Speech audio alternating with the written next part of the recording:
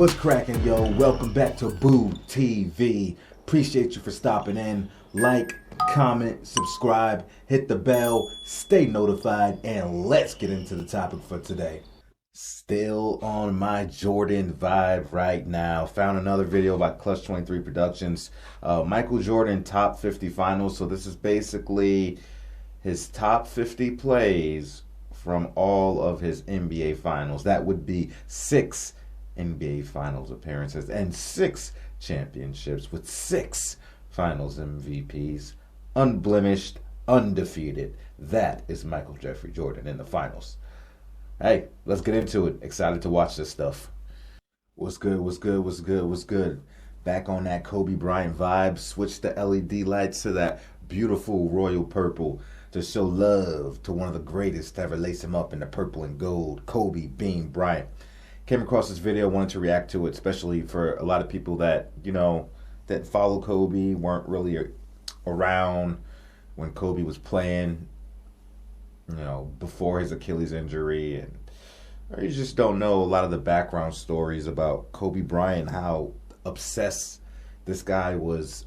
It was a disease. His love for basketball was a disease. He was obsessed with the game, obsessed with his craft, obsessed with just putting in hard work. Like, the dude was like borderline psycho, or you could probably say, but you got to have kind of a psychotic mentality to do these kinds of things, man. But anyway, just so you get a glimpse and we can hear some stories about Bean Bryant and his obsession and things like that. But I've actually never watched this video. I've probably seen bits and pieces of these segments, but I've never watched this particular video right here. So yeah, let's get into it.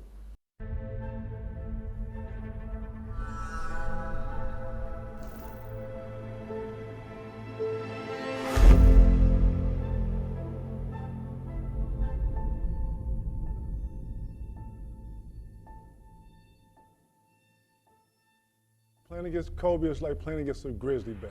If anything, any fear in you that shows, he's going to expose it. I've actually enjoyed the encounters and the competition against Kobe, man. Kobe's going to bring the best out of you. And when you play the best, you know you better be on your best. And anytime I'm pushed like that, I have nothing but great respect for that. Story that I heard that you landed in LA and Kobe picked you up. Black Range Rover. Yeah, he picked you up because he just wanted to chop it up with you, and after y'all go out to eat or whatever, you decided to go out. He tell your ass, I'm dropping you off to the hotel. This is my stop. I'm going to work out. I'm going to the gym. Is that a true story? He took me out to eat, and I said, what you getting ready to do? I'm going to the club. And he said, I'm going to the gym. And that was him. That's what made, that greatness. That's where that greatness came from. Cause his work ethic, second to none, was just. But I guarantee you, it's probably a handful of people on the other team that he was playing that he did that he can't. Cause Kobe, he ain't talking to nobody through the game. Damn sure not nobody on another team. So I'm just saying, that showed the respect he had for you. Kobe ain't going to pick up nobody that he finna play against the next day. Hell nah. It was all that ain't his MO. Yeah. Hell nah. He was studying you the whole time. Yeah, studying what you was eating, studying. Respect. No bullshit. That's how he was. He was a sicko when it came to that kind of shit, like trying to find any kind of advantage or angle he could possibly get. Like I have stories when I got a chance to play with him and just to see what he would do to study people, study film. This motherfucker, we were flying to Spain one time in the preseason.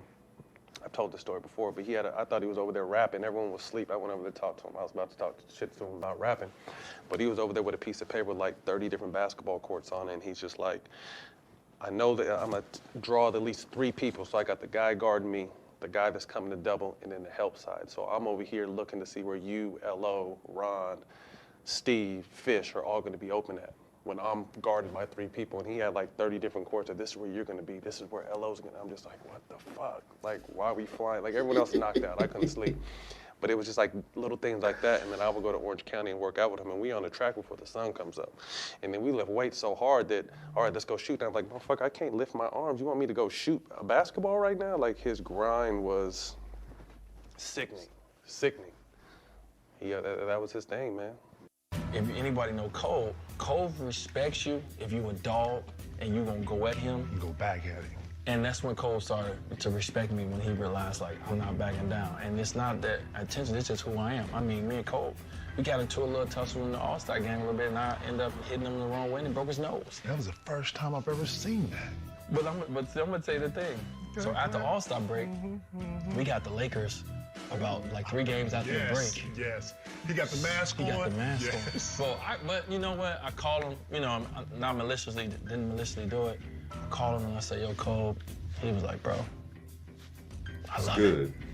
I'm like, you what? He's like, I love it. I seen it a couple days on film. I'm like, oh, this, oh, snap. And when he gave it to me too, boy. Well, that game was exciting because you knew Michael in the Garden was always going to do something special. The biggest thing that stood out was Kobe was going to go after Michael, and he wasn't scared. And one of the plays that I will never forget, and we can ask Karl Malone about it someday, I was going to bring it up. is that he asked for a pick and roll, and Kobe waved them off. And I think we were all in awe or in shock that that's, you know, Karl Malone, pick and roll, John Stockton, they've done it a million times. So Kobe and Karl, and Kobe was like, no, I got this all by myself. And he waved Karl out, and he did his thing. And I think Karl was like, okay, I need to come out of the game because this is past me now. That's what exactly I was going to ask you, because Karl Malone was people forget, he was the MVP of the league at that time. In 97, he won MVP. What was it like after the game, or even on the bench when y'all were around Karl? What was he talking like? Well, one, for you to just have the nerve to wave Karl off, even if he wasn't the MVP, just because of his muscles, you had to be different. And so on the bench, we were all in tears and laughing and giving Karl a hard time about, you must have didn't set a good screen. And so, but it just showed Kobe's determination to be the best, and he wanted to be the next Michael Jordan, if not better. And he wanted that one-on-one challenge, and he didn't feel like he needed Karl's help at the time. I remember you had Coach Wool down in Orlando, and I came out early to say hi to Ty Lue, I think it was, and you know they were telling me, "Oh, Max ready for you, Max ready for the game." And I remember reading about you having some tightness in your back. I said, yeah. And I said, yeah, how's his back? Oh, so he's ready for you. I said, is he gonna be fine when I hit him in that? So I'm gonna check. Yeah? I'm gonna check that back. I had like 21 in the first half. I could have swore this dude, I think I came up, got a rebound, and when I went down, he jumped up behind me, and I swear I got an elbow in my back. I swear I got an elbow in my back. And I had a contusion. I was out. I had a contusion. I was like, yo, he did that because I was cooking in the first half, right? And I was like, damn. He is competitive, drinking a cup of coffee. Hey, listen, you know that's going to happen. I just wanted to test the back out, see how healthy it is. Knowing that, you know, he's one of the greatest in my eye, probably my Michael Jordan, if I could say the word to say the least. But he's a great competitor. For the most part, every battle that I faced against him, I watched the most film on him more than any other player. Really? You know, I mean, I'm talking about from the day before the game, the day of the game, and right before the game. And it's like so much film I had to put in, and just to see the fact that he actually said that about me, it kind of surprised me, because we never talked on the court. No. We was always at each other's head, and we wasn't nobody budging. He'd throw an elbow, I'd throw an elbow. It'd be one of those type of competitive battles, but it was a big loss for all us in basketball. Yes, it was. What made him so tough? Just his relentlessness, his mentality to just seek and destroy. He comes to the game. Some days he might not even dap you, or some days he just might be real quiet with his jaws get tight right here. You know? Anytime his jaws get tight right there, you know he trying to shoot at least 25 attempts, field goals. So I just know he's not backing down, and there's no shot that's going to discourage him. He might miss his first 8, but in the fourth quarter, you just better believe he's that confident to shoot the next 5. And you don't have a lot of superstars like that, and he don't mind taking the blame. And, you know, I've been around this league a lot of times. I've seen guys shy away from those moments, and he's a guy that never done that. And I'm just being honest with everybody. I wanted to link with Kobe, because Kobe and I had like a. How can you not? Listen to me. Kobe and I had like a different connect. Like when Kobe and They Shaq did. went on they little thing, a lot of people went with Shaq. A lot of people didn't even fuck with Kobe. You know, Kobe, whatever. I'm one of the very few that just stayed with him. And just, I was a neutral guy anyway. I show everybody love. You know what I'm Kobe saying? loved dogs. But Kobe respect Yeah. dogs. like real cat star. If you ever notice, he never really got into it with somebody that he really respected. You know what I'm saying? Like, I watched when you and him went at it and you threw the ball, he flinched. It was a form of respect there that they was talking. Nobody noticed, but they was talking simultaneously. Like, nigga, I wish you would hit me with this ball. You got more respect than me than that. So him and Matt I already knew that, but players know this. Yeah. And then you already know who I'm. If we get into it and we get the tech, it's verbal. If we bumping, I'm already knowing what he's saying to me without even talking. So that's how we used real to. shit. People Real don't know shit. that. Like That's a real not even shit. thinking. That's how players actually was talking and dealing with each other. So whenever I would watch him get into it with somebody and he actually would get into it, it was either because he didn't respect them and it went like that, or he respected them and it went a whole nother way. We're starting to build a culture at USA Basketball. And he, Chauncey Billups, and Jason Kidd were added to add veteran leadership to LeBron and Carmelo and those guys who were great guys. And so we're getting ready to get ready for Beijing. And so I'm with my staff in Vegas a couple days before the team comes in, and all of a sudden there's a knock on the door. It's 2 days early, and it's Kobe. He said, "Coach, can I talk to you for a minute?" And I said, "Certainly." So we went to a private room, and I said, "What do you need?" He said, I need to ask you a favor." And I said, "Yeah, what is it?" And he said, "I want to guard the best perimeter player on every team that we play." Now, he's the NBA scoring champ. He's the best player in the league at that time. Mm-hmm. He had You hear 7 that? 50-point games that year. And he knew that he would have to change a little bit and be a leader. But he says, I want to guard the best perimeter player. And then he pauses, and his eyes, he and Jordan had the same eyes. They killed you with their eyes. And he leans forward and he said, "Coach, I promise you I'll destroy him." I got, holy shit. I said, "This is good." So we go and we have a team meeting, and the first practice, he doesn't take a shot. He does not take one shot. And he's playing defense. And so I call him over afterwards. I said, "Yo, this destroy thing." He says, "Coach, I promised you I'll destroy him." I said, "Look, I've seen you destroy teams offensively. Will you shoot the frickin' ball?" And he smiled, he had that smile. And he said from then on, I was the only coach ever to ask him to shoot. And you know what he was doing, JJ? He had this vision of moments. He knew that for us to win the gold medal, we would have to beat Argentina, whether it be in a semis or the gold medal game. And that he wanted to guard Ginobili. Believe me, he already had that figured out. And he was going to prepare to guard Ginobili. It wasn't just to set an example for his team. He had that vision. Crazy. So we do play Argentina in the semis, and we're beating them by 20 points, and Ginobili gets hurt. So now you think we're going to win by 40. And it becomes a 6-point game because now he's not interested anymore. That's who he is. That's who he was. God bless him. Like, we had a, fuck, he gonna be mad at me for this, but look, we had a blowout. We got blew out in Portland. We was getting blew out in Portland. So everybody, Kobe's in the locker room just waiting for everybody to come in.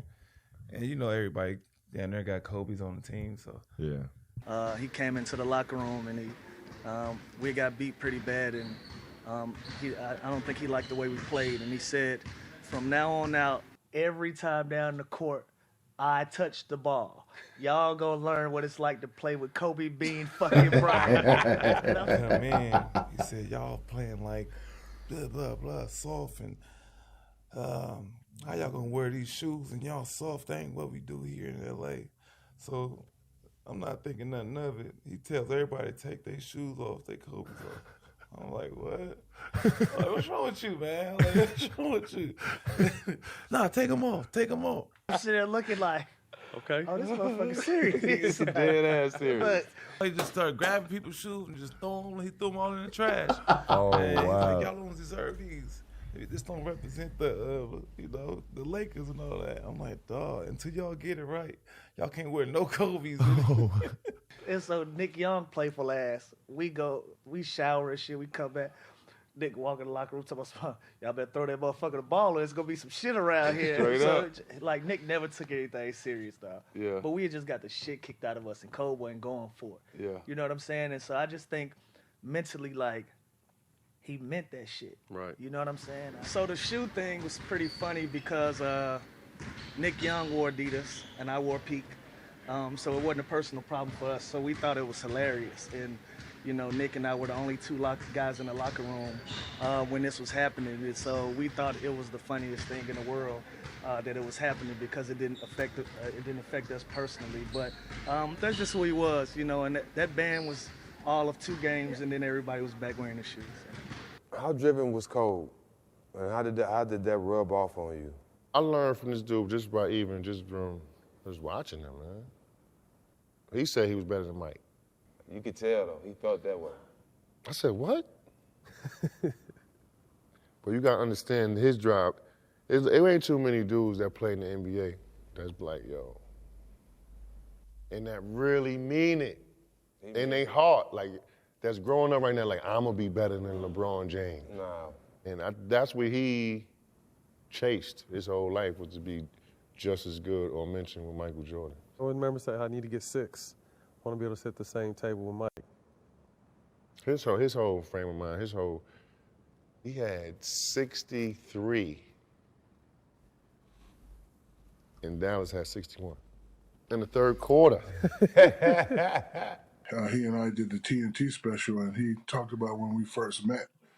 I didn't remember that. I remember him coming to the locker room, and he was looking for Penny. And, him and Penny, I guess Penny was, too busy for him, whatever. And then he came to me and asked for autograph and a picture. And I was like, sure, young fella. I didn't even know that. Like, even when we played together, like, he never told me that. But, look, he was a guy that when he came in at 17, 18, he knew he wanted to be the best player in the world. And, we definitely had the big brother, little brother relationship. And people ask me all the time, if we had all over to do again, what would I do different? And the answer is nothing. We definitely pushed each other, and it was able for us to win 3 out of 4. Unfortunately, the business of basketball kicked in. I wanted to do other things, and he was really able to shine and, take over and, make a name for himself. But again, he's gone too soon. He'll never be forgotten. But I can boastfully say that we are the most enigmatic, controversial, most dominant 1-2 punch, little to big, ever created, and we will never be duplicated. I don't care what you say.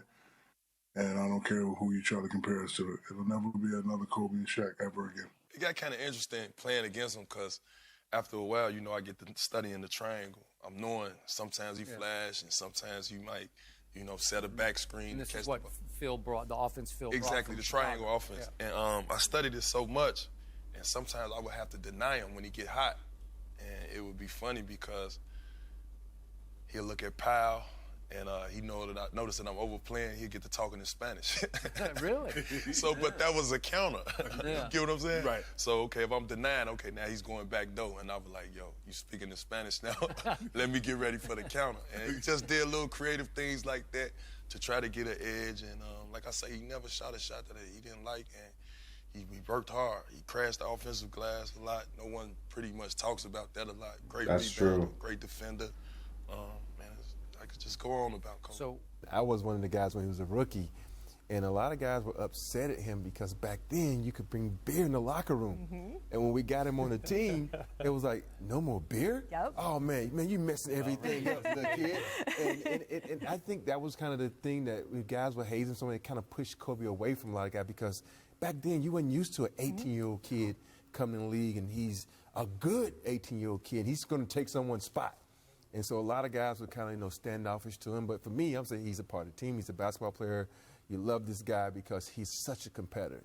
And that's the first thing I know. In the very first practice, we were going through a walkthrough, and he was going 100 miles an hour. I'm like, dude, calm down. It's a walkthrough. But he was that type of competitor, and that's what made everybody on our team better, because you knew if you didn't come with it that day, you was going to get embarrassed. Mm-hmm. Well, as the competitor, you want to win more than anybody. And I just remember when I had a chance to match up with him finally, because at first it was Ray guard him, then I asked to switch on him. Can I guard Kobe? Let me guard At a Kobe. pivotal moment, he was giving you guys some trouble. And I remember when I first got on it, I'm leading on, I'm breathing hard on him. I got that from Kevin Garnett.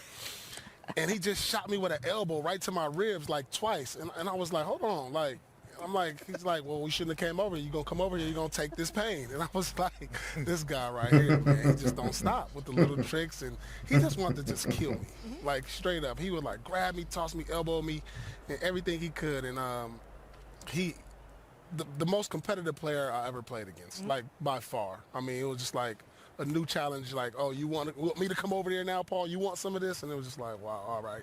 I got to be ready to be embarrassed on national TV, but, I'm up for it. Yeah, I told this story before about how we played during the regular season. It was like day before All-Star break, and we were beating them pretty good in OKC, and he just, like, you can basically, he said, you can have this game. You can't sit at my table. I got, at that time, did he have 5 yet? Yeah, they have 5 championships, so it was just like, you guys are playing well, but you don't know what it feels like to hit the top, and that was a nice little jab right there, as a young player, you feel like you're coming up quick, and you feel like you're establishing yourself, and then you got a guy who's on another level as far as accomplishments and experience, just push you back down to another level. So it was humbling, but it was also motivation. And when he came to approach me at the All-Star game and asked him how to make first team all defense, and I sat there at the center court and taught him a lot of things, and he made the first team all defense with me that year. I said this young kid has a lot of different things in him. He's got a lot of different mentality, and he kept asking me stuff. Every time he played me and I posted him up and I got it, he would always come over to me and sneak it in my ear. OG, man, why you keep killing me on these post-ups, man? You got to teach me that. What should I do? And that was just a big thing for me to hear that and to respect that. And I couldn't do nothing but respect it and teach him the game, because I know I'm a lot older than him, and I was going to be leaving the game soon.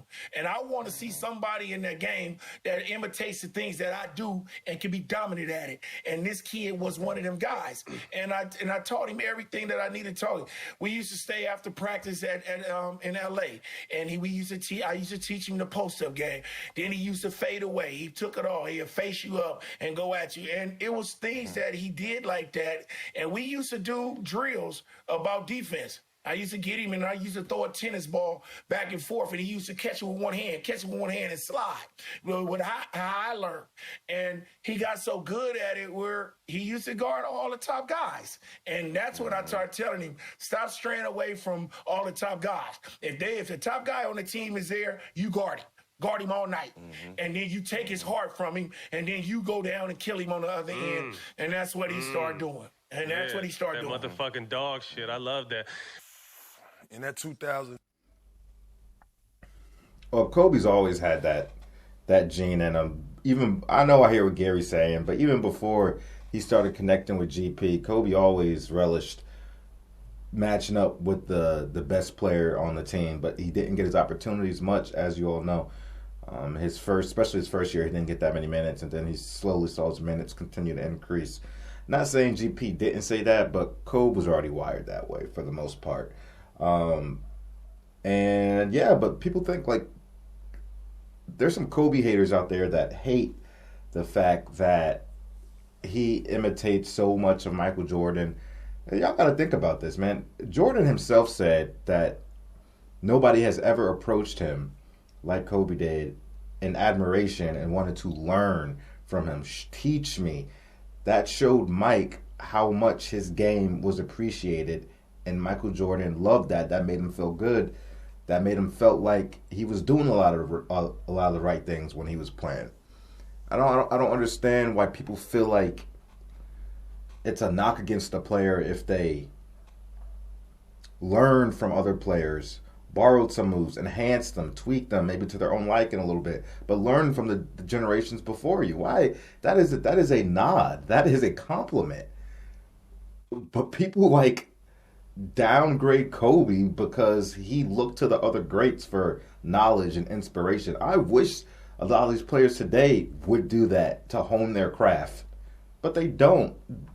I think I can't agree with people with that logic. I cannot. I'm sorry. I can't.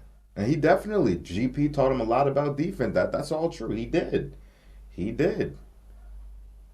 But Kobe Bryant was an extremely confident player, but he was also humble at the same time. And he had no problem leaning on other people for knowledge and to learn, because Kobe was a sponge. He wanted to be the best player he could be. And at the end of the day, he wanted to say, I left no stone unturned. I squeezed everything out of this orange that I could squeeze. But the notion that people don't like Kobe because, oh, he's a knockoff Michael Jordan. Oh, he's a Dollar General brand of Michael Jordan. I'm like, come on, man. Really? You're going to knock him for leaning on Mike? I'm not saying he's better than Mike. I don't think he's better than Mike. Does he do some things better than Mike? A couple things? Sure. He's not an overall better player than Mike. And to be a dollar store version of Michael Jordan, you know what? I'll take that as a goddamn compliment, because I can't tell you how many players. I don't think there's another player that could have followed Mike so closely and try to learn from him and be as good as he actually became. You know how hard that is to do. You don't understand how great Mike is. Anyway, let's continue. The 10 playoff series, I would have to say, because, you know, he shot his rush percentage that year. Yep. You know, but it was nothing getting in the way of him getting that championship when I look back. Man, he went and did it. He won it without Shaq, things to that nature. And do you remember any little incidents that happened? I was just about to bring it up. Go ahead. So it was one play where he's going to the rim. He gets fouled. I get my hand on it. Probably could have been a jump ball. He was getting a little frustrated. So he threw an elbow. Boom. I caught it, stomached it, and I had to throw one rack real quick. Took the ball. And it was that kind of battle. You know what I mean? So yeah. But he got his little tactics, man. It's Kobe Bryant, man. One of the best that I ever played against, man. Did you ever have any concerns about jumping straight to high school, from high school right into the pros? No. No? No. I mean, I had people around me, since 9th grade, because I knew that this is something that I wanted to do. It was something I was considering since that time. So I kind of tried to prepare myself, leading up to that point. So I talked to as many NBA players as I could. I had my father there. So basically, when it came time to make the jump, I knew what I was getting into. And then Kobe, I just remember Kobe, a young lion. Just like, how young lions hunt? You know what I mean? They're like, man, I can get out there and get me a kill. You know what I mean? Just put me in the game, coach. He was over there hungry. Oh, he was over there hungry. I just seen it in his eyes, right? So when he got in the game, he was real, I'm just going to say it, wild, right? He was kind of wild. Yeah. I remember calling my brothers at home like, man, I just played against the rawest young 18-year-old that's probably out there. I mean, I ain't never played against a young boy that got it like this. So I'm 24, 25, big boy. You know what I mean? 220, 224, 225, playing big, jumping, doing all that, what he doing. But I was a grown man, so in my mind, no young boy was going, I wasn't going for that. You know what I mean? Yeah. If I'm taking to the paint, we're going to blow for blow or whatever we're going to do. I wasn't going for that. But I seen the greatness in him young, right then, where I called home, I'm like, man, this young boy going to be nice.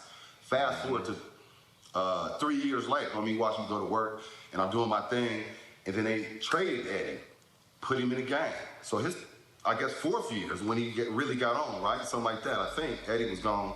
He got in the game, and he never looked back, right? He never looked back. I start to see him 4th, 5th, 6th year in the league, so my 7th, 8th, or whatever, 6th, 7th, 8th. I'm seeing him. We going at it. Kobe a big boy now. You know what I mean? Period. So we going blow for blow. Then, bop, he went in the lab. and he took over the league, dog. That's all I can say with that one, man. He took over the league, bro. You know what I mean? I know he was mimicking Mike. I grew up on Mike like dudes grew up on Steph and Kobe and all that, so I get it, right? But, so, one thing I will say is that I seen him come from that young boy to take over the league. I mean, I think on some level we all feel like we haven't given our all or our best in everything we've ever done, whether sometimes it's at home, whether it's at work, with our job, with our hobbies, whatever it is. And there was something about Kobe that I think reassured us that it's possible, you know, to give every ounce of yourself and literally exhaust yourself to be great at what you want to do, to be great at what you love to do. He often spoke of the sacrifices it required to do that, though. And I think we appreciate that, and that's why we're torn. We don't see many people with that level of dedication to who they are and what they're trying to become. And he did it imperfectly, you know, and we oftentimes judged him while he was going through it, while he was doing it. But I think looking back on it all, you know, now a lot of us are gonna celebrate a man that we probably should have been celebrating much sooner. Well, I met Kobe in high school, and he came onto our AAU team, and he walked in, and he really didn't say much, and he came off the bench originally, and as our sixth man to our team. So that tells you our team was pretty good. And then you add a 16, 17-year-old Kobe Bryant, and he comes in as our point guard, shooting at half court, jump shots, shoots an air ball the first time. The second time he comes down, he shoots at half court, he makes it. What statement do you need to make after that? Yep. But he did not walk into your team and say, no one's going to punk me. So I guess that's just reserved for the Lakers. When I first get to the Lakers, Shaq tells me, if you and Kobe get into it, it's 10 G's in the locker. You know what I mean? I'm sorry, Shaq. I love you. I should have texted you first. You know what I mean? It's 10 G's in the locker. What? That's what I How said, many bro. days a week you want me to get into it with him? This is 3 days into practice. He's like, it's 10 G's up there, da-da-da. I'm like, man, come on, you playing, man. It's 10 G's and $1 bills, man. If you ever get into it and you handle your business, grab that. I couldn't believe it. I'm new to the Lakers. I'm like, man, these boys is crazy, bro. I remember a lot of things about Kobe, especially during those finals. I could finally tell P this. I was scared to death facing Kobe. I mean, because, you know, he was scary, man. You just didn't know what to expect. And I just remember one play, I was trapping a pick and roll, and he kind of got around the screen and shot a three. And I remember Coach Tibbs yelling at me like, Perk, keep him in front of you. So in the timeout, I was like, hey, Tibbs, you want to come out here and try to guard him? How about you come out here and try to do it? But he was the ultimate competitor. You know, Kobe, when you think about Kobe, it was another story when I was in Oklahoma City, and I remember we was playing them in the playoffs, and we was trying to trap him, and, you know, I'm trying to give my team some life and bring that tenacity, and he goes to the free throw line, and I'm like, hey, ain't none of that up in here today. And I was like, you know, we gonna lock this up today. And he was like, man, hey, you know what, Perk? I got 30,000 reasons why you can't stop me today. So I was just wow. Oh, the trash talk. And there you go. You thought Kevin was good at trash talking? This guy, man. Yeah. When we talked to Kobe, that he said that was one of the hardest hits in his career, losing to you guys in that the finals in 08. Yeah, I mean, the thing about that, he got it back. Oh, that's the one I'll never forget. That one he got back from us in 2010. Oh, man. I know he said that was his sweetest one, too. Yeah. He said that was the one. Yeah, the loss to y'all was the toughest, and the win was the sweetest. Doing it without Shaq. Yeah. Yep, doing it without Shaq. Oh, man, that was Kobe. We had 4 All-Stars, dude. You know that? We had 4 All. He was the only All-Star. Him and Pau, he had 2. He had Pau Gasol, but he toughened Pau Gasol up. Oh, man. Because that first finals, we ran through Pau Gasol. Oh, I've seen Kobe obliterate Pau Gasol, and I pulled Pau to the side like, bro. You can't let this happen. But just I hear what he's saying, but let me just. He made Pau you know how crazy I am. I had to like, you good. Yeah, it was that bad. Like, nigga, Kobe God would go damn. at Powell's head, but like you said, he made him a lot tougher. He made him a Hall of Famer. Yeah. Good call. Yeah. That is true. Kobe gets a lot of slack. Oh, he didn't make his teammates better. I was like, well, that's a lie. And passing somebody the ball and fishing for an assist isn't necessarily making your teammates better or the only way to make your teammates better. But Kobe toughened the hell out of Pau Gasol. And Pau Gasol said it himself. He's like, I would not have had the career I had. I would not have reached my potential as a player if not for Kobe Bryant pushing me and teaching me to understand how to be the most complete basketball player I could be. Not verbatim, but along those lines. Especially after that 08 loss, man. Pau was just soft. But that summer, man, he toughened the hell out of Pau Gasol. And Pau Gasol, credit to him, accepted the constructive criticism and was willing to, take his game to the next level. And Pau Gasol probably would not be a Hall of Famer without Kobe. He should be in the top 75, and he's not. That's a damn shame, to be honest with you. But also, Kobe might not have those two championships without Pau. So it was a perfect pairing for Kobe and Pau. Perfect pairing. He made him a Hall of Famer. Good call. Without Kobe, Pau just another skilled Yeah. hero. I don't think you could teach dog, but Kobe put some of his dog in Pau. And it's funny that you recognize that too. I saw the difference in his game. In that second finals, whatever language Pau needed it, Kobe would have cussed him out in that language. Well, Kobe didn't fuck around when it came to losing, man. He did not fuck around. So this is 2008. So they had just lost to the Celtics in the finals, like tragically, if memory serves. And so he opens up the paper and there's like this article about it. And there's a picture of Paul Pierce. So I see it. We kind of are, and like it's Kobe Bryant. Listen, it's 2008. We're all sitting there. Fucking Kobe Bryant sits down and pours a glass of wine. We're like, what the fuck, And then we look over and he's tearing out the picture of Paul Pierce. So he cuts it out and he folds it up. He puts it in his pocket, and like we're all looking at him, like what's going on? He's like, motivation. We're like, oh, cool. And then he proceeded to like chug his wine, pour another glass, chug it, poured the third, and he was like, basically like, he looks over and he's like, now I'm one ahead of you guys.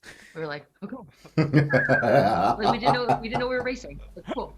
But like, I think those two things, like back to back, I was like, oh, that's who he is. Like, that's what this is. I never heard this one. It was funny.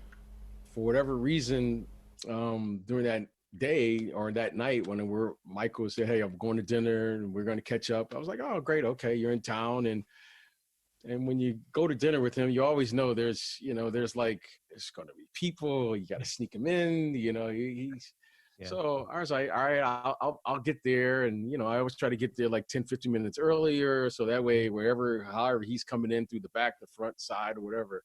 Yeah. And like someone else was going to meet us there. I was like, oh, okay. I didn't even think to ask who's coming. And lo and behold, Mr. Bryant, the late Kobe Bryant, shows up. And it was great. And it was one of those moments that was great because you saw the respect that they both have for one another, but they couldn't help but turn on the competitive spirit. And they just had this virtual dialogue, if you will. And I didn't say a word. I just sat there and I just watched where they were just saying how the game would be played if they caught the ball here. I just remember it. Well, if I catch the ball in the left wing with the live dribble, how would you defend me? And in the detail that they were going over these abstract ideas, that's what really caught my attention was, okay, well, how are you going to catch the ball? Like who asked those questions? What's your pivot foot? What's the score of the game? And then they just did this in all these different places. How would you defend me if I had it here? What would you do if I was? And I just remember thinking, I just had the pleasure of watching like their geniuses. And the fact that they didn't have to actually play a game, that they could actually just play it in their mind, to me was way more impressive than actually watching them play, because clearly, you would want to see them at their peak. But they were able to mentally play this game. And it was one of the most beautiful things I've ever seen. And I remember the conclusion of all of this. I mean, this went on for quite some time. Was that they both concluded that they only agreed on one thing, that Michael Jordan had bigger hands. That was the deciding factor. I think you can see special talent in people, okay? A lot of people have special talent, but they waste it or they never use it. And to watch the growth spurt with him, to watch the trials and tribulations, because in practice he would dribble through 5 guys and make a dunk, okay? You can't win that way. And it took him a while to understand that there was a process for him to get involved and play on a team, and a team that could win. He became the leader of the pack. I think because he started so young, that he resonated with so many people, the young kids who have hopes and dreams like he did. Watching him go to a summer league game, okay? The place was jam-packed, and my son relayed a story to me just today about, and I obviously was there, I think he scored 29 points as a 17-year-old kid. And after the game, he remarked to my son, boy, that was really easy. And you start to think to yourself, 17 years of age, you can't even sign a contract yet? But he was just, the more you're around him, people saw this serious side. He was fun. He could laugh at himself. But as I say, he brought joy to so many young kids that had the same admiration and same desire to do something unique. Man, that was kind of touching hearing Jerry talk about it. But Jerry loved him like a son. Jerry loved Kobe like a son, man. He was torn, as was a lot of people. But yeah, these are some pretty good Kobe Bryant stories. Some of them were new, I hadn't heard before, so that was pretty cool. But yeah, man, the Black Mamba was obsessed with the game of basketball, man. It was a sickness. It was a disease. He was a maniac. The type of things, Kobe was the type of guy, man, where it's like you felt like there was nothing he couldn't do once he dedicated himself to it. And anything Kobe was involved in, he dedicated himself to it. That was his MO, man. This guy, he taught himself how to play piano just off of listening. This is not a made-up story. and he learned, I think, one of Beethoven's songs or something, and learned how to play it just from listening, and presented it to his wife. I was like, this dude is a maniac, dude. He is one of a kind, man. He is triggered differently. And, Kobe's been on the record saying things like, man, if I had Shaq's body, imagine Shaq with Kobe Bryant's mentality, or even Michael Jordan's mentality. You would see probably the greatest player we've ever seen. Somebody that always dedicated themselves to the game, always took care of their body. Shaq was a nice guy. Somebody's been quoted saying they're lucky. The league is lucky Shaq was a nice guy. Even with that being said, when Shaq got out on the court, it was still business. But he could have imposed his will even more if he wanted to on a regular basis, and he didn't. See, if the league was lucky Shaq was a nice guy and didn't have like a Kobe Bryant mentality. I would have loved to see Shaq in an alternate reality, in an alternate universe, plugged in that way. But yeah, shout out to the Black Mamba, my favorite player of all time, one of my heroes, a big inspiration in my life to be the best person I could be, and somebody that I modeled my game after. Even as, I'm point guard size, but I played like a 2 or 3, watching Kobe and wanting to play in the post all the time. Yeah, all right, man. That's all I got to say about it. Y'all let me know what you think about it. A lot of these stories new for you. Do you have any cool Kobe Bryant stories? We'd love to hear your opinion. Like, comment, subscribe, hit the bell, stay notified. I'll catch you guys on the next one. We out, baby.